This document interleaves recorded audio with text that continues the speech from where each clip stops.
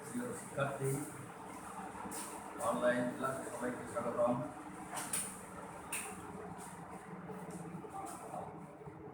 তোমরা সবাই কেমন আছো? আশা করি সবাই ভালো আছো। আমি আজকে নবম শ্রেণীর পরিণতি ও নাগরিকতা এই সাবজেক্টটি তোমাদের পাঠদান করব। আশা করি তোমরা সবাই মনোযোগ সহকারে শুনবে। আমি প্রথম অধ্যায় থেকে আজকে তোমাদের পাঠদান করব। তোমরা কি বলতে পারবে আমরা যেখানে বসবাস করি তাকে কি বলে? একটু ভাবো তো, আমরা যেখানে বসবাস করি, আছি যেখানে, তাকে কি বলে? নিশ্চয়ই রাষ্ট্র বলে। তো রাষ্ট্র সম্পর্কে আমরা আগে জানি রাষ্ট্র কি, পূর্বে আমরা আলোচনা করেছিলাম। তারপরেও আজকে রাষ্ট্র সম্পর্কে আমি তোমাদের বলতে চাই, স্মরণ করে দিতে চাই। রাষ্ট্র হচ্ছে কতগুলো জনসমষ্টি যাদের একটা নির্দিষ্ট ভূখণ্ড আছে, সরকার আছে এবং সার্বভৌমত্ব আছে, যার প্রতি সবাই অনুগত। একে বলা হয় রাষ্ট্র। এখন রাষ্ট্র ও সরকারের সম্পর্ক নিয়ে আমরা আলোচনা করব। ওরা বোর্ডে দেখতে পাচ্ছ রাষ্ট্র ও সরকারের সম্পর্ক। প্রাচীনকালে রাষ্ট্র সরকারকে একই অর্থে ব্যবহার করা হতো। যেখানে রাষ্ট্র শব্দটি ব্যবহার করা হতো সেখানে সরকার শব্দটি ব্যবহার করা হতো, অর্থাৎ রাষ্ট্র এবং সরকারের মধ্যে কোনো পার্থক্য নির্ণয় করা হতো না। বর্তমানকালে রাষ্ট্র সরকারের মধ্যে অনেক পার্থক্য রয়েছে। এখন আমি সে সম্পর্কে আলোচনা করব। 1 নম্বর, গঠনগত পার্থক্য।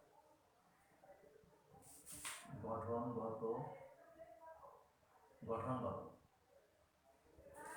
জনসমষ্টি, নির্দিষ্ট ভূখণ্ড, সরকার এবং সার্বভৌমত্ব নিয়ে রাষ্ট্র গঠিত হয়। সরকার উক্ত 4টি উপাদানের মধ্যে একটি গুরুত্বপূর্ণ উপাদান, যার মাধ্যমে রাষ্ট্র পরিচালিত হয়। রাষ্ট্র গঠিত হয় জনসমষ্টি, নির্দিষ্ট ভূখণ্ড, সরকার এবং সার্বভৌমত্ব নিয়ে। এর মধ্যে সরকার হচ্ছে একটা রাষ্ট্র গঠনের অন্যতম উপাদান, যার মাধ্যমে রাষ্ট্র পরিচালিত হয়। জনসমষ্টি 2 নম্বর পার্থক্য হচ্ছে জনসমষ্টি।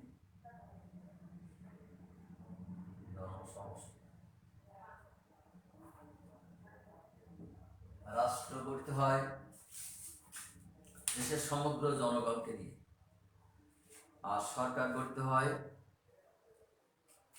শাসন কার্য পরিচালক মণ্ডলীদের নিয়ে।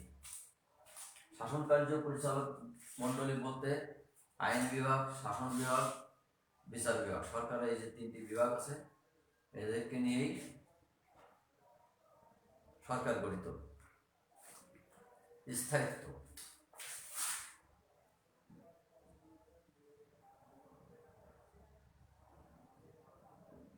স্থায়িত্ব বলতে বোঝাচ্ছে যে রাষ্ট্র একটা স্থায়ী প্রতিষ্ঠান। রাষ্ট্র অপরিবর্তনশীল, অর্থাৎ রাষ্ট্র কখনোই পরিবর্তন হয় না, কিন্তু সরকার অস্থায়ী এবং পরিবর্তনশীল। জনগণ রাষ্ট্রের শাসন কার্য পরিচালনার জন্য সরকার বদলাতে পারে, কিন্তু রাষ্ট্রের তাতে কোনো যায় আসে না। রাষ্ট্র পরিবর্তন সম্ভব নয়। উদাহরণস্বরূপ বাংলাদেশের যে সরকার ব্যবস্থা অনেকবার পরিবর্তিত হয়েছে এবং বিভিন্ন দেশের সরকার ব্যবস্থা এভাবে পরিবর্তিত হয়, কিন্তু রাষ্ট্র একটা স্থায়ী প্রতিষ্ঠান, এ কখনোই পরিবর্তন হয় না। প্রকৃতি বিশ্বের সকল রাষ্ট্রের প্রকৃতি ও বৈশিষ্ট্য এক ও অভিন্ন। প্রকৃতি বিশ্বের সকল রাষ্ট্রের প্রকৃতি ও বৈশিষ্ট্য অভিন্ন। অভিন্ন মানে হচ্ছে এক। বিশ্বের সকল রাষ্ট্রের প্রকৃতি ও বৈশিষ্ট্য এক অভিন্ন, কিন্তু সরকারের প্রকৃতি ও বৈশিষ্ট্য রাষ্ট্রভেদে ভিন্ন। যেমন বাংলাদেশে রয়েছে সংসদীয় সরকার, আবার মার্কিন যুক্তরাষ্ট্রে রাষ্ট্রপতি শাসিত সরকার রয়েছে। সার্বভৌমত্ব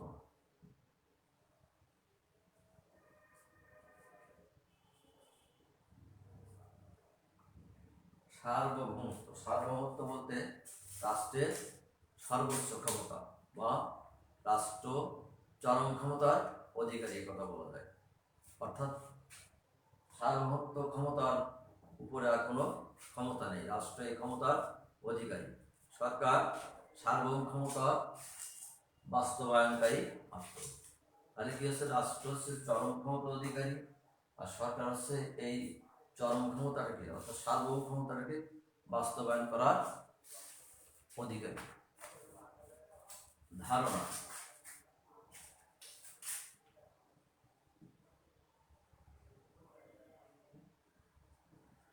রাষ্ট্র একটা বিমূর্ত ধারণা।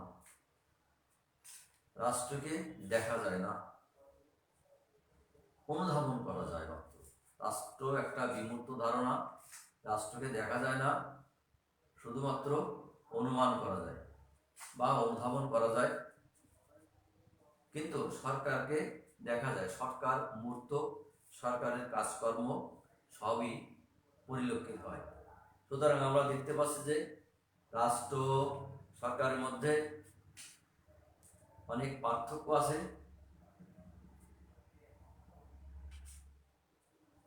তারপরেও উভয়ের মধ্যে পারস্পরিক সম্পর্ক বিদ্যমান রয়েছে, কারণ রাষ্ট্র এবং সরকার উভয়ের প্রয়োজন আছে, একটাকে ছাড়া আর একটাকে কল্পনা করা যায় না। তাহলে আমরা এত সময় বুঝতে পারলাম যে রাষ্ট্র সরকারের মধ্যে পার্থক্য রয়েছে। গঠনগত, জনসমষ্টি, স্থায়িত্ব, প্রকৃতি ও বৈশিষ্ট্য, সার্বভৌমত্ব, ধারণা, এই কয়েকটা পার্থক্য রাষ্ট্র এবং সরকারের মধ্যে রয়েছে। তো আমরা রাষ্ট্র সরকারের সম্পর্ক বা পার্থক্য সম্পর্কে আমরা জানতে পারলাম। তো আমি এখন তোমাদের দু একটি প্রশ্ন করতে চাই এ সম্পর্কে।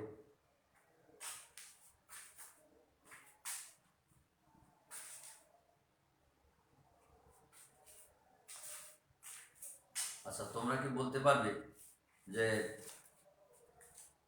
গঠনগত কি পার্থক্য আছে? গঠনগত কি পার্থক্য আমরা দেখতে পাই? একটু ভাবো তো,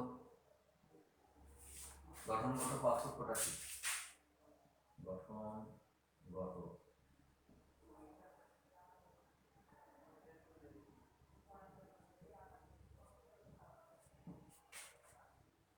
গঠনগত পার্থক্য কি?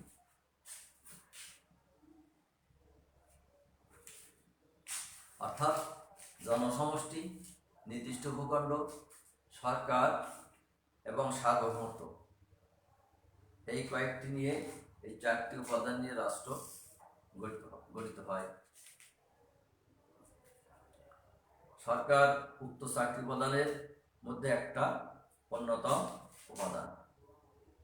এই মোটামুটি পার্থক্য, যার মাধ্যমে রাষ্ট্র পরিচালিত, অর্থাৎ সরকারের মাধ্যমে রাষ্ট্র পরিচালিত হয়। রাষ্ট্র চারটি উপাদান নিয়ে গঠিত, তার মধ্যে সরকার হচ্ছে অন্যতম। সরকারের মাধ্যমে রাষ্ট্রের ইচ্ছা প্রকাশিত হয়, বাস্তবায়িত হয়। রাষ্ট্র সরকারের দ্বারা পরিচালিত হয়। স্থায়িত্ব বলতে কি বোঝায়? স্থায়িত্ব স্থায়িত্ব কি? স্থায়িত্ব কি? এটা কোন ধরনের পার্থক্য ভাবো তো একটু। অর্থাৎ রাষ্ট্র একটা স্থায়ী প্রতিষ্ঠান, রাষ্ট্র পরিবর্তন হয় না, রাষ্ট্র একটি চিরস্থায়ী প্রতিষ্ঠান, কিন্তু সরকার পরিবর্তন হয়। কারণ দেশের কল্যাণার্থে, দেশের শাসন কার্যের সুবিধার্থে রাষ্ট্র আর সরকার পরিবর্তিত হয়, কিন্তু রাষ্ট্র কখনোই পরিবর্তন হয় না। এটা হচ্ছে স্থায়িত্ব ভিত্তিতে পার্থক্য। সার্বভৌমত্ব ভিত্তিতে কি পার্থক্য?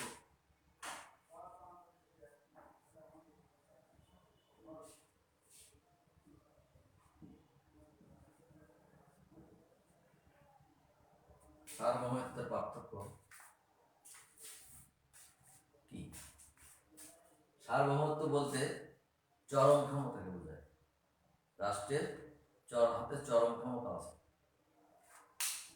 আর সরকার হচ্ছে এই সার্বভৌমত্বের বাস্তবায়নকারী একটা প্রতিষ্ঠান। এই মোটামুটি আমরা রাষ্ট্র এবং সরকারের মধ্যে সম্পর্ক বা পার্থক্য জানলাম।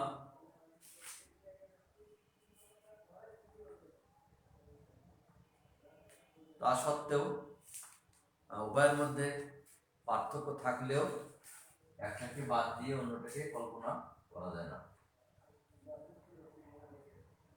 তো আগামী দিন আমি তোমাদের বাড়ির কাজ দিব।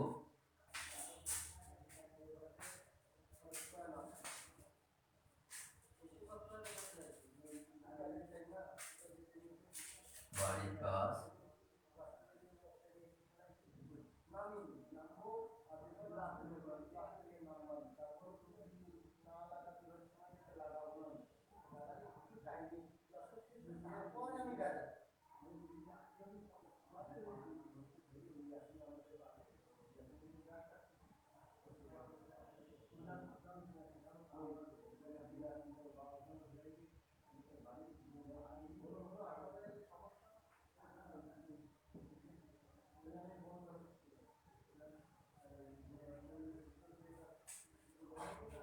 রাষ্ট্র সরকার সম্পর্কে